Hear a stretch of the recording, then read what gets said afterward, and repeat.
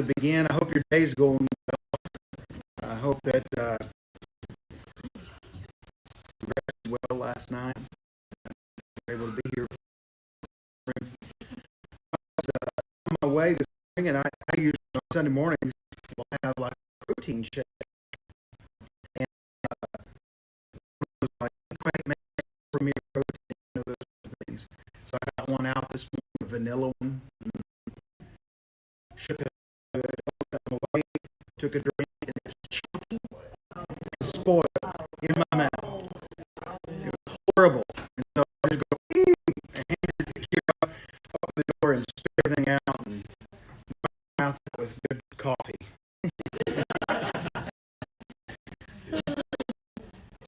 Well, I will ingest the word of God for breakfast, and I'm sure that was me. Well, I hope that you're excited. We're going to go back into the book of Romans this morning. We kind of started there last week, and the very beginning of it, Paul talks about being set apart for the gospel.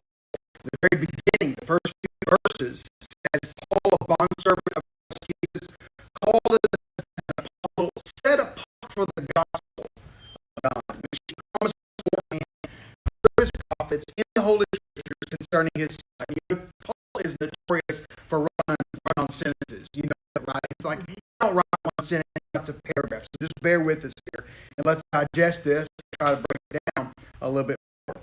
He says, who was born of a descendant of David according to the flesh, who was declared the Son of God with power by the resurrection from the dead. Could easily be a period, but it's not. You do know that when the scriptures were written, there was no punctuation like that. You know, they're just written, so it take a lot of liberties, but when it comes to complete sentences. And so Paul goes on and on, but he begins by saying that he's a bondservant of Jesus Christ. You tell me, how was Paul set apart for the gospel? First of all, what is the gospel? So how is Paul set apart for the good news? What makes him distinct, set apart in this way? Chosen in a special way. What was that? Okay, he described as an apostle out of due time, right? A different time than all the other apostles way earlier and Paul later on. On the road to Damascus, by life, he was called to convert to Christianity and go and preach. Yes, sir. He was the original bad guy. Yeah, he sure was, wasn't he? Yeah, as a matter of fact, Acts 9 begins with many other ways that Paul is different than the other apostles. Something else. I know he had a lot of zeal. Okay. I mean, he was, because of all the stuff that he, doing the gospel, he really experienced a lot of, got beat up a lot. Sure. May have been more bold himself. Yeah, that's what I think. He preached to Gentiles. The other apostles certainly preached to them as well. We read not that long ago that Peter went to Cornelius. So we know that happened. But Paul has this calling to go to these people that are not Jews. And now that Paul is through it, every time that Paul would go into it, he usually associate with the Jews first. And most times they didn't like what he had to say, and then he would go to the Gentiles, and they would sometimes be converted. More so than not, right? So yeah, he was primarily set apart for the gospel of God that would go to the Gentiles. He's the perfect, you use this word, candidate. That's a good way of looking at it. He's the perfect person to write this letter to a church that's struggling with racism. The church in Rome had Jews and Gentiles, and they were butting heads constantly. And so Romans is written to a church that says, Paul says, you need to get along. You need to get along with each other. He does this, first of all, in a doctrinal, theological way. The first half of the book is that, laying the foundation of doctrine. And then the last half of the book is very, very practical, giving simple ways that the people of God can get along together. And so, I think, when he writes the very beginning of this book, a boss, I'm a slave to Jesus. A bondservant, one that is chosen to be a slave. That's the difference. Slave can be taken and put into slavery, but a bondservant has chosen to serve. And that's the difference there. So Paul says, I'm a bondservant. I've chosen to serve as a slave to Jesus Christ. Paul as an apostle, one who is sent with a mission. That's what the word apostle means. And he is set apart for the gospel of God, which he promised beforehand through the prophets in the Holy Scriptures.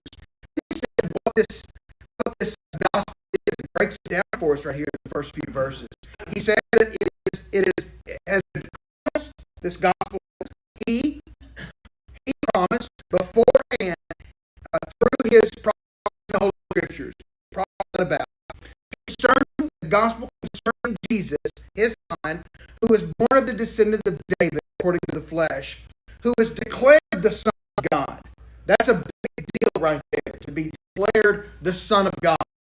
That means not only did God say, "This is my son, whom I well please," listen to him on the Mount of Transfiguration, but also Paul says that he was declared the Son of God by what? It's in the text. With power, by the resurrection. Resurrection proves that Jesus was the Son of God, and that is the gospel. Resurrection from the dead, according to the Spirit of holiness, and he says, he gives Jesus these three ways of Jesus. Jesus, first of all, his name, Christ, Messiah, Lord, Master of all. That is a wonderful way of describing who Jesus is, and the power and the whole encompassing idea of how the gospel came to be. Jesus Christ the Lord. In him being raised from the dead is what makes the gospel so special. So special. And Paul says, because I'm still here because you have a job to do. You have a mission ahead of you. So that's what's behind that. It goes on to say 5 through 6.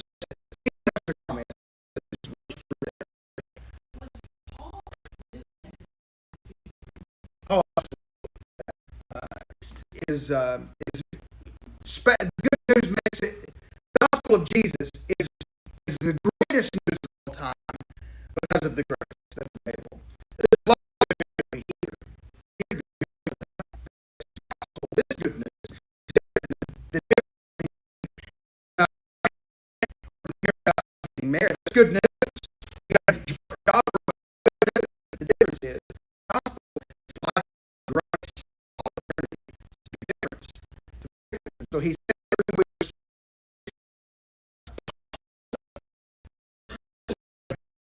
what? And what? Come on, read. Y'all right? Let's read. And apostleship, right?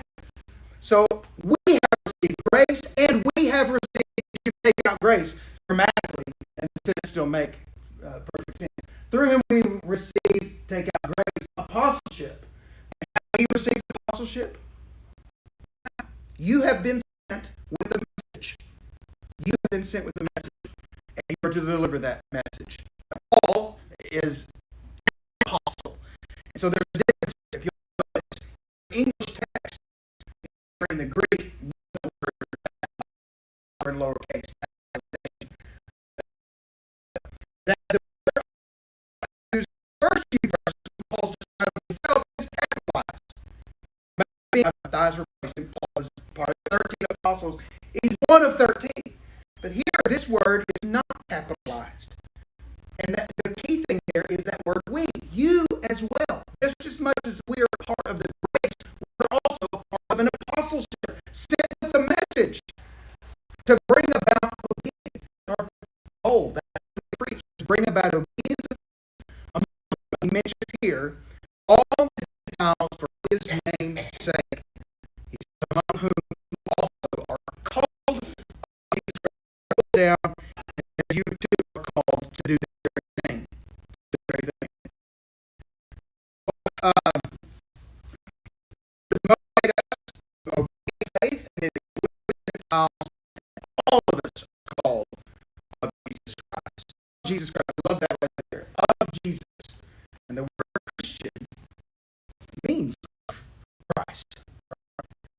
called of Jesus Christ. And I think that's really. Any questions or comments about those few verses that are there?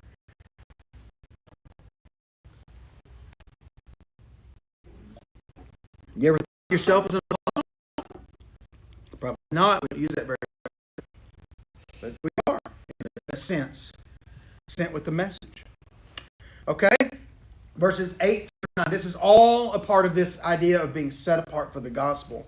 8 through 9 says, first, I thank my God through Jesus because your faith is being proclaimed through the whole world for God, whom I serve in my spirit in the preaching of the gospel, his Son. And so we serve God. We serve God.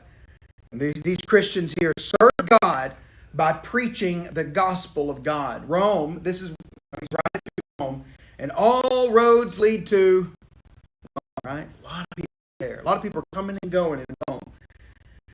And so we know that this is a happening place. This is a wonderful place for the gospel to be, because if people are coming and going, people are hearing about it.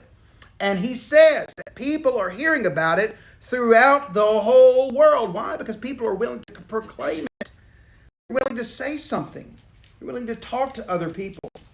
I love in the book of Philippians, when Paul is under house arrest in Rome, he talks about how that his circumstances have turned out for the greater progress of the gospel, specifically in the Praetorian Guard, in Caesar's palace, in Caesar's household. The ruler of all the world, Paul is there with these soldiers, guys that are guarding him, and he's preaching the gospel to these men. And you know how it is with military men. They come and they go, don't they? They're here for a while and then permission to go somewhere else and fight or guard somewhere else. So here has this opportunity to plant the seed in the man that's next to him, that's guarding him. Teach him the gospel. And he will go and teach the gospel somewhere else and tell someone else about Jesus. And so spread, because Paul took it under his own the man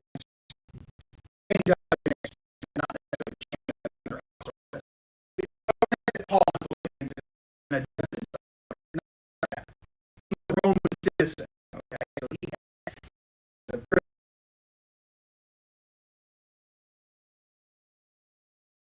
to plead his case for Caesar. That's what he called for in the book of Acts. The Roman guards are gathering him, the Jews rattle them all up, and the Roman guards are taking Paul. He says, I'm a citizen, and I plead to Caesar. And so they take him. And so on the dime of Paul gets to go to the capital of the world and preach the gospel. Who paid the trip to Rome? Rome did. Rome paid the Roman emperor paid Paul to bring the gospel to them. Isn't that amazing? Oh, I love that. Here they are. And so Paul says, listen, your proclaiming of the gospel of Jesus Christ is beautiful to the whole world, and that's a beautiful thing. And so he says, I serve in my spirit in the preaching of the gospel of his Son. So we do everything that we do and globally, the furtherance of the gospel. I do the things that we do. I say that a lot. So we have different events, such as like Polar Express, or Trunk or Treat, or Chili Cook-Off. All those things. Does the church really need to do that? No, we don't have to, but we can, and we're going to use that time and that moment to spread the gospel. We're going to use that. It's spread the gospel. It makes a difference to people. Just being good to people. Just show them that we're fun people. We just have opportunities to spread the gospel to preach the gospel to you who are also in Rome. I want to be there with you. I want to talk to you about the gospel. And he says, I am under obligation. There should be a sense, of course, we don't do it. But there should be a sense of obligation in your heart. Right? You get up in the morning and think, of course, most do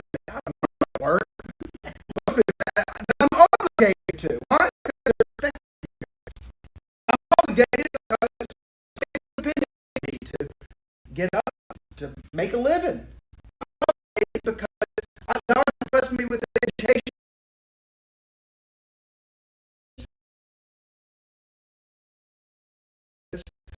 How shall we who died to sin live in it? We do.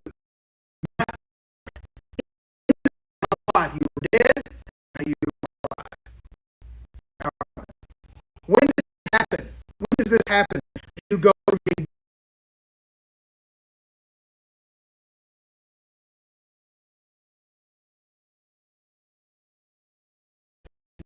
righteous to life. That's our time. That's the gospel. That's the meat of it. That's the meat of it. Any questions, comments? You know, Alan,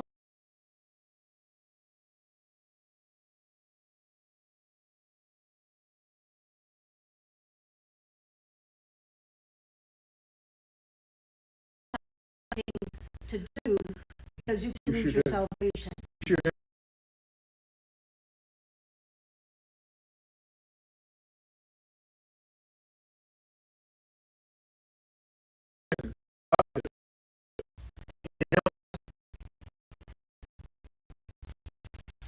Good stuff. Getting in the Bible.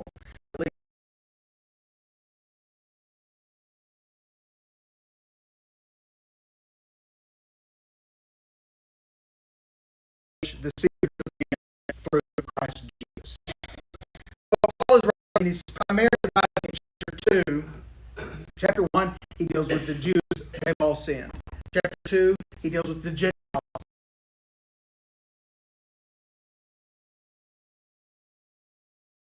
See the basic building? Don't think any better. Jews don't think any better than the Gentiles. Better, you're a sinner. Just a sinner.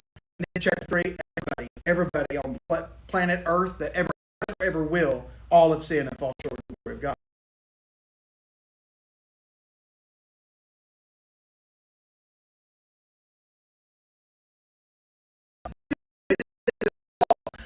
In a sense, they have instilled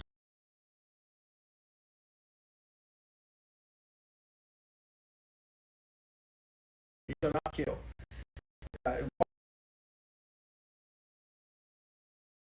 Because you're a Jew doesn't mean that Gentiles murdered everybody. Some obeyed the law, and they didn't do the law. Some of them didn't murder, did what is right. Okay? Hold on. Confuses me a little bit about Paul. What does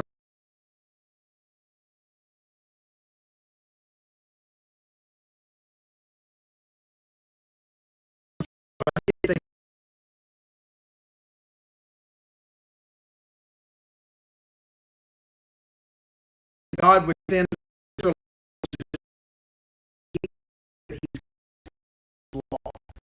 He somehow got brainwashed. Sure, yeah. With all Jesus.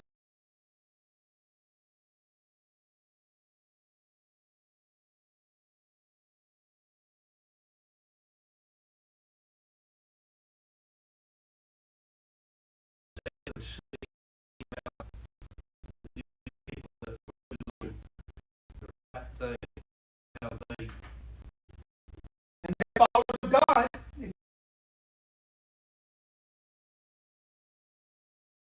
Right? Three sons. And then these people had children. These people had, it just goes on and on. The population happened.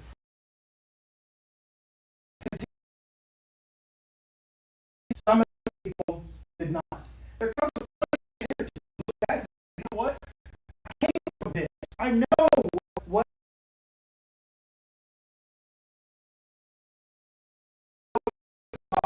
daughter told you. You know, it just goes on and on. These are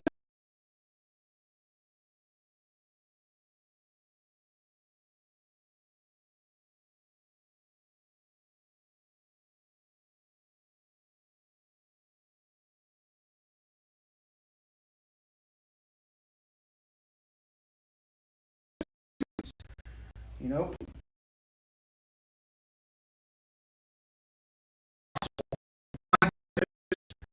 do that. It's all good news.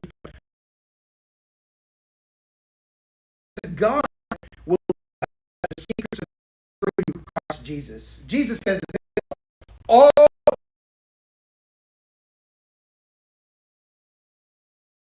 is to be that judge. The gospel that allows him to do it. What is a part of the gospel? Well, the death, the burial, and the resurrection of Jesus. If Jesus was never resurrected, the Son of God, look at this. If he would not declare the Son of God, then he has no right to judge. He has no authority. But Jesus, Follow what? First Peter chapter 5. Realize that. Yeah, that's exactly right. So he says it would be better for someone to have not known the gospel.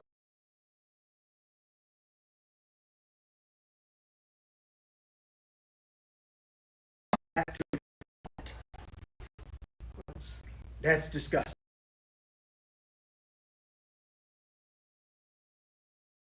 What's the thing that pig does? Goes back in the mud. Goes right back in that mud. Now we know why that's the case.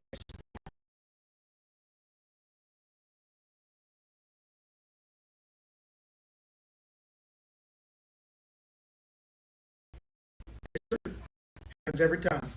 But the one that seems mostly to me, a dog going back to its vomit. How do you see?